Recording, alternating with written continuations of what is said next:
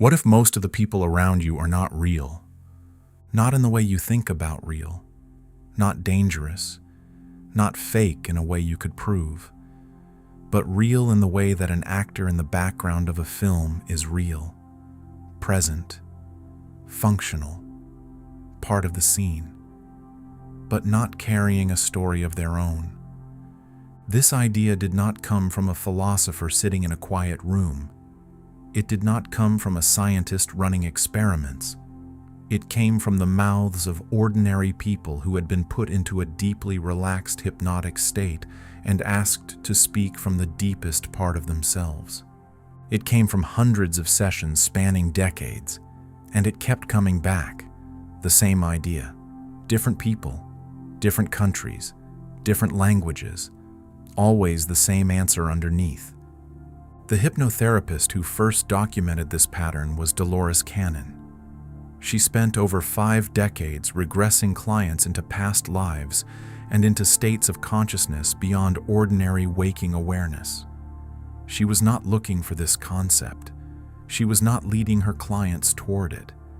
It surfaced on its own, again and again, until she had no choice but to write it down and eventually speak about it publicly. She called them backdrop people. But to understand what backdrop people are, you have to first accept something that ancient traditions have been saying for thousands of years, and that modern physics is now quietly confirming from the other direction. Nothing you see is solid. The chair beneath you, the walls around you, the street outside, all of it is vibrating energy, moving so fast and in such specific patterns that your nervous system interprets it as solid matter. Ancient Hindu texts called this Maya, illusion, not in the sense that nothing exists, but in the sense that what you perceive as fixed and permanent is actually fluid and responsive. The Hermetic tradition said it plainly: the all is mind, the universe is mental, what appears physical is a projection of consciousness. Quantum physics arrived at the same doorstep from the opposite direction. The observer effect showed that particles do not have fixed positions until they are observed. Reality, at its most fundamental level, does not crystallize into form until something is watching, until something is participating. You are not a passive witness to a world that already exists independently of you. You are a participant. And participation at this level means something far more radical than most people are willing to sit with. It means you are generating the experience. You are the source of the signal. Every esoteric school that has ever existed has pointed to this. The Kabbalists spoke of the world as a vessel that takes its shape from the consciousness poured into it. The Gnostics said that the material world was a kind of dream being dreamed by a sleeping divine mind. The Buddhists described existence as dependent arising. Nothing has inherent existence on its own. Everything arises in relation to everything else, including you, including the world you move through every day. Now, if that is true, if consciousness is genuinely generating experience rather than just receiving it, then a question arises that nobody wants to ask out loud. Where did all these people come from? Right now, there are billions of human beings on this planet, cities packed with faces, airports full of strangers, streets and malls and stadiums overflowing with bodies moving through their days. If consciousness creates reality, then whose consciousness created all of them? Are they each creating their own version of this world? Are you inside their dream while they are inside yours? And if so, what holds it all together?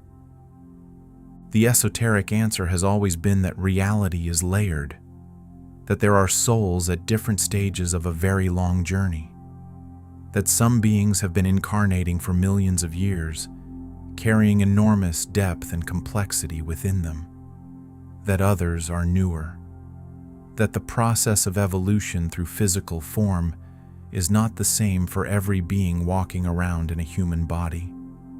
This is where what Dolores Cannon received from her clients begins to intersect with something much older. Across her sessions, she began noticing a pattern in how subjects described the population of the world.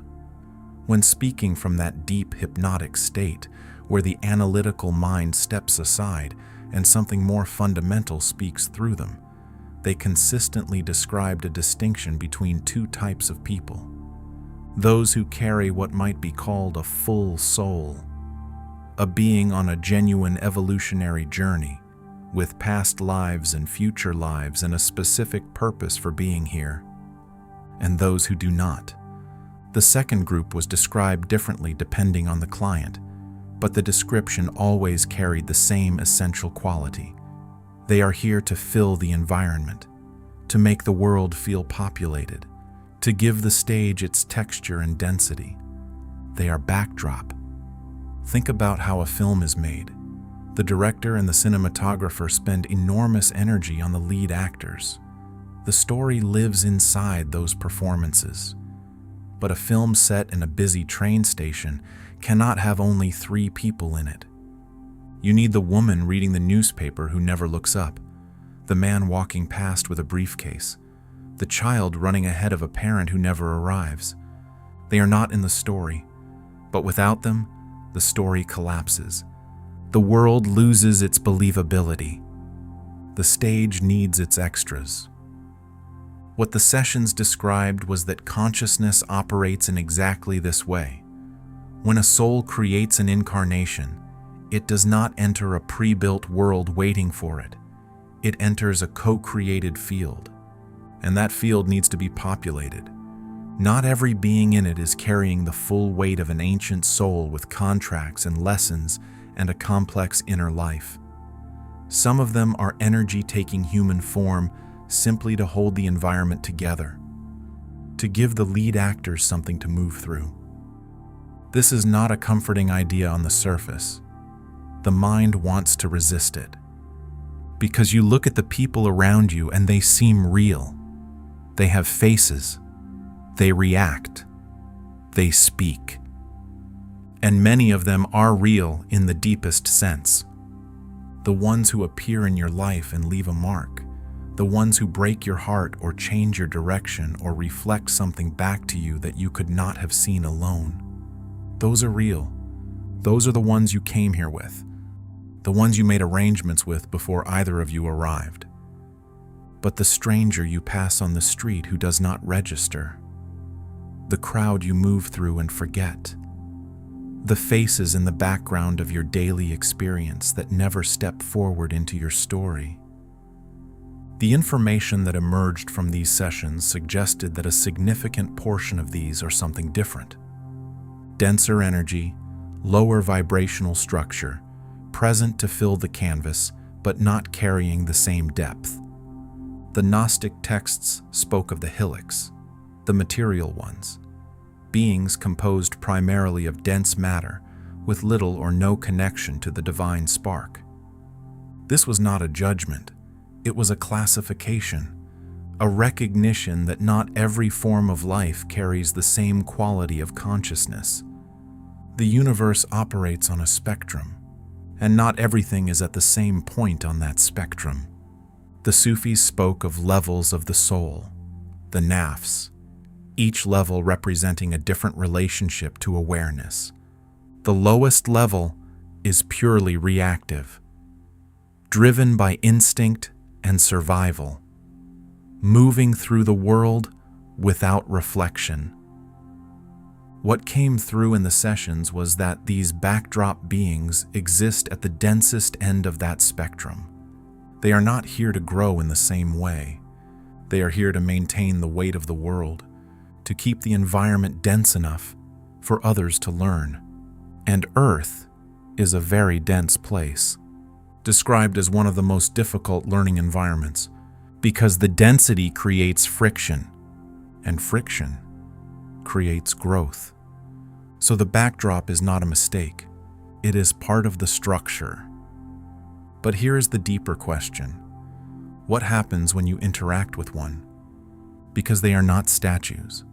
They respond, they speak, they engage. And the answer that emerged was simple and profound. When you give an extra, a speaking role, they become part of the scene. Your attention gives depth to the moment, and that matters, because everything is vibration, and higher awareness can influence lower states through contact, which means every interaction counts, even the smallest one, because you are not just living your life, you are shaping a shared field. Every thought, every action ripples outward and affects the whole. So this idea is not about separation. It is not about superiority. It is about awareness. Because if you are asking these questions, you are not the backdrop. The backdrop does not question itself. You do. Which means you are here with purpose, with a path, with experiences meant to shape you, even the difficult ones, not as punishment, but as transformation. Because this world, dense as it is, exists to help consciousness grow. You are not small in a big world. You are something vast, moving through an experience designed to help you remember that. And everything around you, the people, the struggles, the moments, all of it is part of the process, the backdrop, the story, the journey. All of it exists for one reason: to give you a place to experience, to choose, to become. And that is the point. That has always been the point.